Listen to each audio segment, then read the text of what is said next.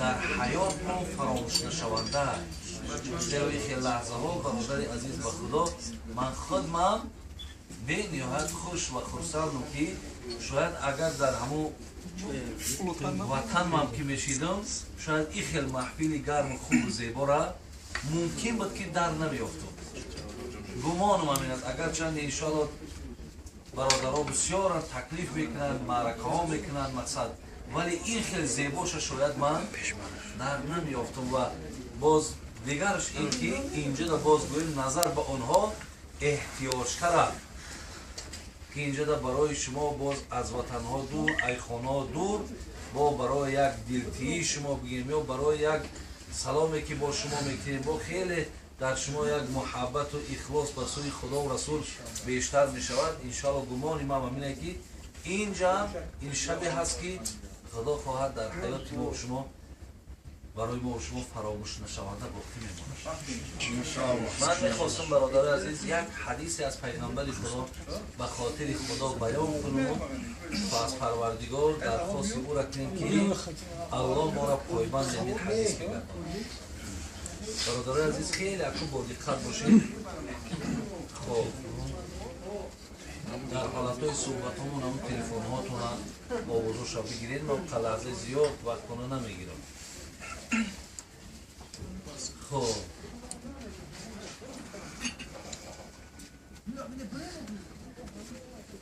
عن عیاض ابن حمار رضی الله عنه قال رسول الله صلی الله علیه و سلم اهل الجنة ثلاثة.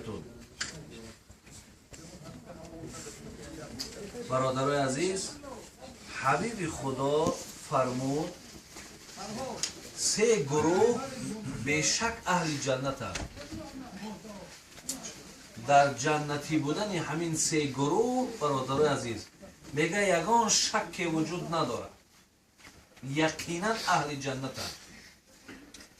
ذو سلطان مقسط موفق و رجل رحیم رقیق القلب لكل ذی قربا و مسلم عفیف متعفف ذو عیال. رواه مسلم. جناب امام مسلم در صحیح خود این حدیث آورد از عیاض ابن حمار که پیامبر نازنین ما گفته است که به شک سه گروه آدم اهل جنت هست. برادرای عزیز از خدای مهربان ان شاء الله گمانم همینه که شاید ما در یک از زمین ها باشیم. همه ما شما شاید در یک از اگر نباشیم شما کوشش کنین سعی کنین از خدا طلب کنین دعا کنین که تا در یکی از اینها شما داخل باشید. یکم ذو سلطان مقسط موفق. یکم کدام پادشاهی که دو چیز داشته باشد یکی عدل یکی توفیق. پادشاه ها اگر توفیق داشته باشند و عدل داشته باشند به شک اهل جنت هست. اگر از این دو محروم باشه برادر عزیز قرآن حتی در شأن گویم ابو لهب میگفت ما اغنى عنه ماله و ما کسب. ابو لهب میگه مالی بسیار داشت و بسیار منصب عالی داشت ولی اینها دستگیرش نشیدند.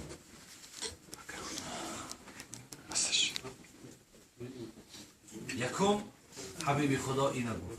دویم رجل رحیم رقیق القلب لكل ذی قربا و مسلم. دویم برادر عزیز ما از ادایش میبراییم هر کسی که در دلش نسبت هم نزدیکان خودش مثال نزدیکان خودش مقصد خواهرای خودشون عکه‌های خودشون برادرای خودشون خب عائله‌های خودشون فرزندکای خودشون با آنها و با جمیع برادرای دیگر مسلمان بسیار مهربان باشد ترحم داشته باشد برادر عزیز ترحم داشته باشد، مهربان باشد، در دلش نسبت دیگر کسها غمخواری داشته باشد. افسوس برادر عزیز از همین چیز ما کم بیش با مسافت گذاشتیم، دور شدیم. مهر و محبتامون نسبت یکدیگر ما کم شده. روزهای دوشنبه و پنجشنبه پیامبر نازنین ما شما روزه میگیرید. دوشنبه و پنجشنبه وقتی حضرت پرسیدن برای چی که روز دوشنبه روزه میگیرید؟ گفت روزی هست که ولدت فیه و بعثت فیه، من در این روز دوشنبه هم تولد شدم و هم در روز دوشنبه مبعوث به پیغمبری شدم. ببینید روز پنجشنبه روزی یک هفته اینه اعمال ما پیشکش خداوند می شود، رد می شود عمل هامان یا قبول می شود، خدا خودش بدانه. و پیامبر گرامی گفت که در دوشنبه و پنجشنبه این روزهای بوده است که اعمال های چند روزه ما پیش خدا می رفته است برای قبول و رد داشت. دوست می دارم این که روزدار باشم گفت.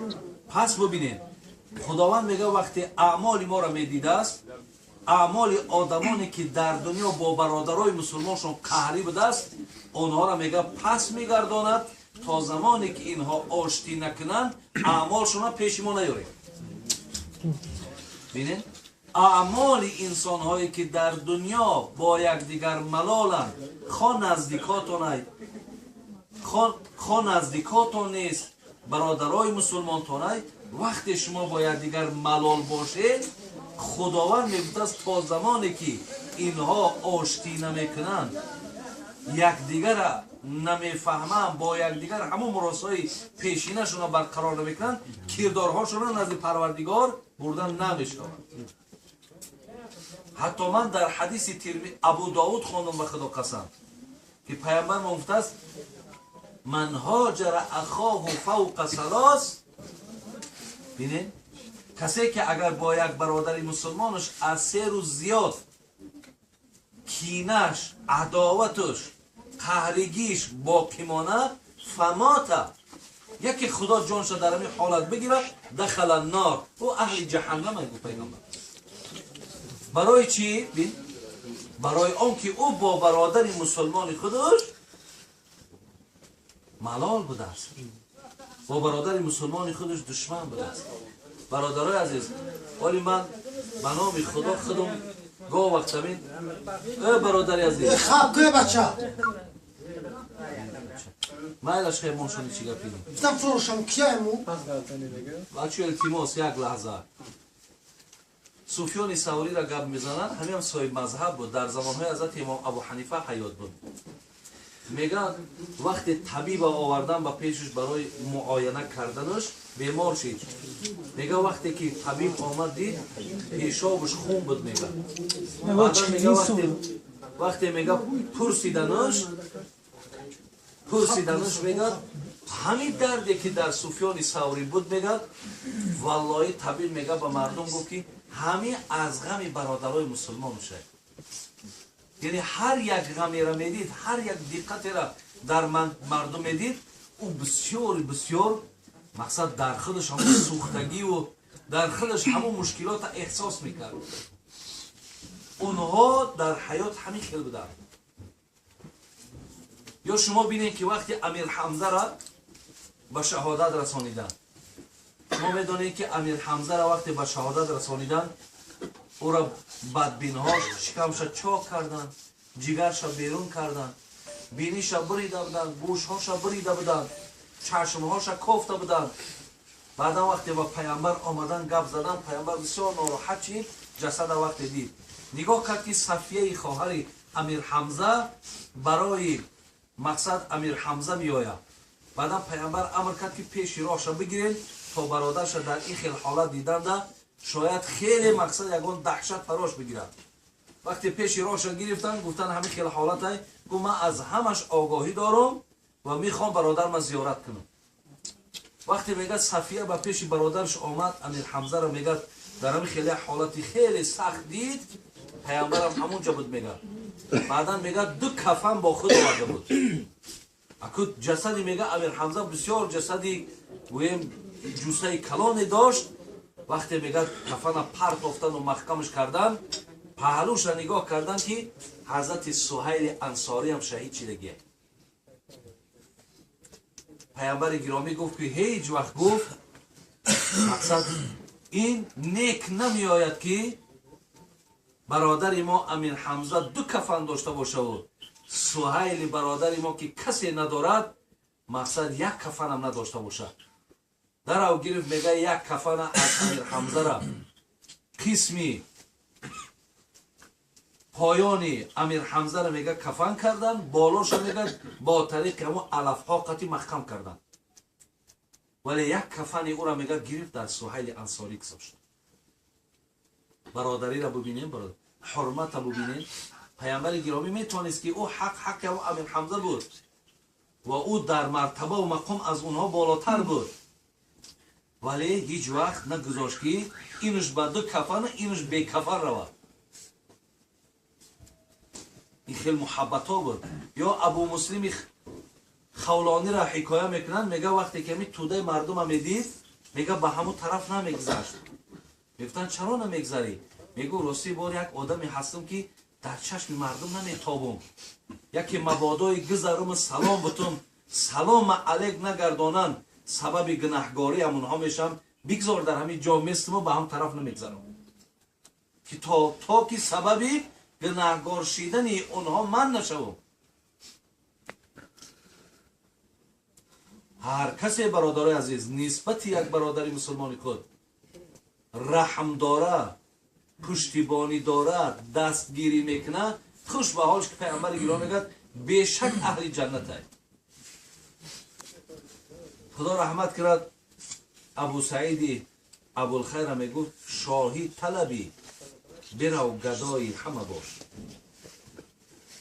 شاهی طلبی برو گدای همه باش، بیگانه زیخیش و آشنای همه باش. خواهی که تو را چو تاج بر سر میهن، دستی همه گیر و خاک پای همه باش. اگر شما بخواهید که حرمت داشته باشین، احترام داشته باشین، همچو تاج در بالای سر مردم باشین، ببینین دستی همه گیر و خاک پای همه باش. اینجا در خدا برای شما حرمت میده، خدا برای شما خیر میاره. وقتی شما برادرای مسلمان اختانه دستگیری میکنین، پشتیبانی میکنین، غمی اونها غمی شما میشود. سیوم حضرت چی گفتن؟ عفیفون متعففون ذو عیال. سیوم کسی که اهل جنت برادر عزیز یک آدمی هست که عیال داره، صاحب عیال، فرزند داره، ولی هیچ وقت دستی طمع نداره، مربطه نمیگه. اخه بیرون دگم نمیزنیم خلق شو. طمع نداره برادر عزیز. نه طمع نیست. الان بیرون دگم میزنیم خوب میشید. برای بسیار برادر عزیز اینم خیلی فعلی زیشته، خیلی فعلی درشته که وقتی که ما حتی پیامبر نازنین ما را بی میگه دوست میدارم، این که داست میگیرم، بند میگیرم، میرم به کوه، هیزم میدارم، آمده مثال همه را میفروشم، یک تنگش در ذخیره مقصد بگیم خانوادم، یک تنگه دیگرش در مواد خوراک ما میخورم، لیکن پیش کسی دستی طمع دراز نمیکنم.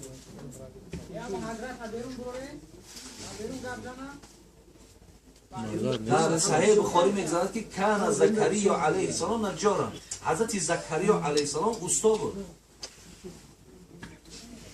خلاص مقصد اینه برادرای عزیز که ماها باید هیچ وقت دستی طمع نداشته باشیم، یعنی پیش هیچ کس، پیش مرد و نامرد باید گردن پست نکنیم.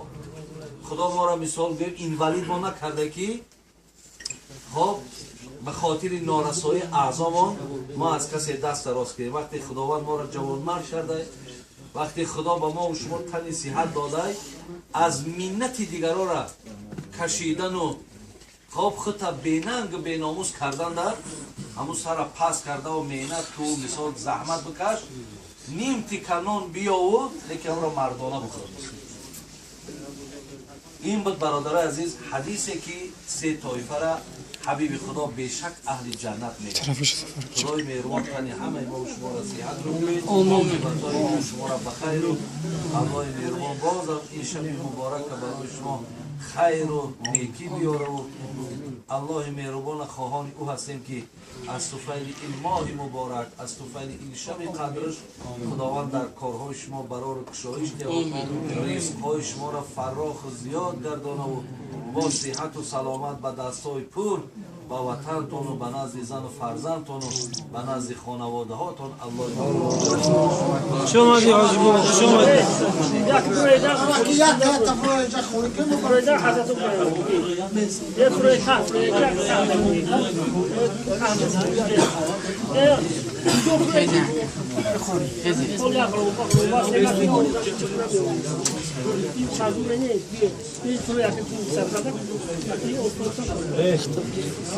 بچه همه بیرون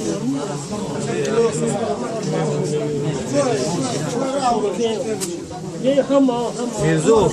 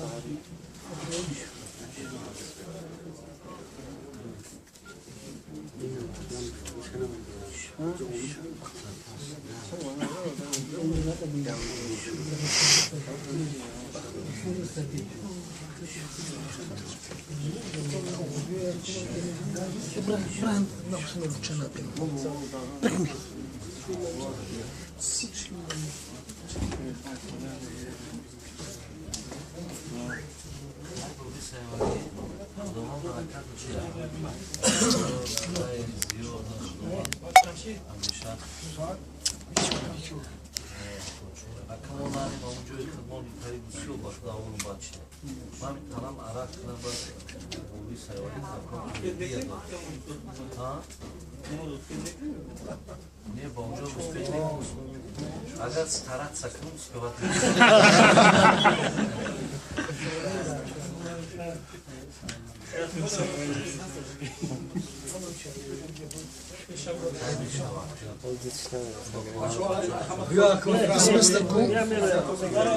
خس وكليت من الرامرة وخس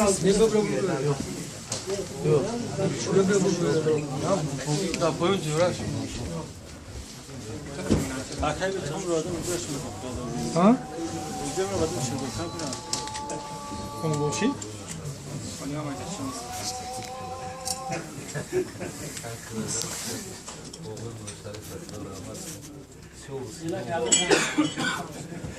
خیلی بچه ها خداوند باز هم ایمانو کنن کنید اسم استاد بچه اینجا اسم استاد داریم راهوی کنی همین بانی کنی راهوی کنی Achou. Aí já Dá um já vi?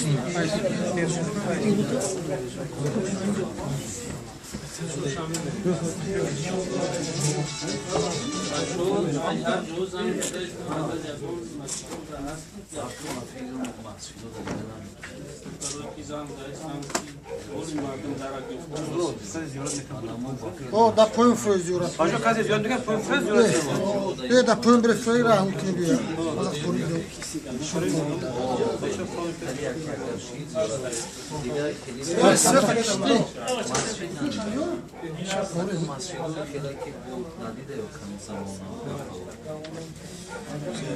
بیا حضرت بیا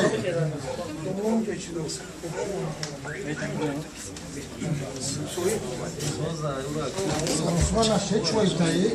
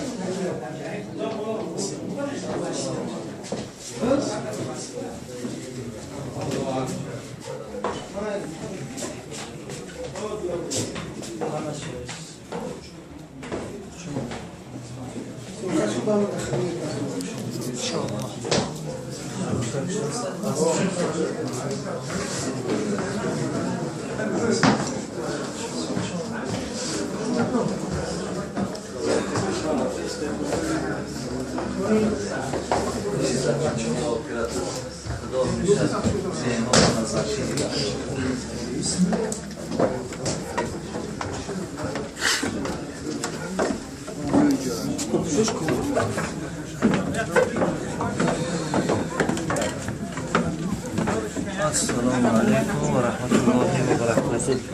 ناظرین بچه خوبین؟ شما ده حضرت السلام علیکم.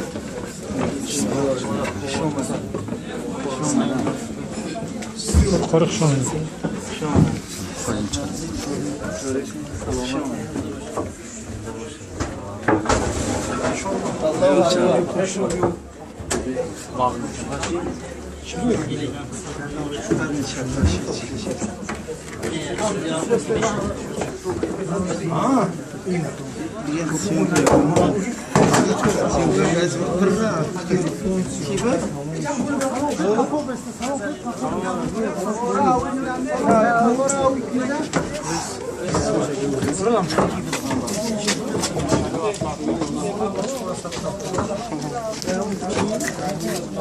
Spredme ki gidiyorum kanalda.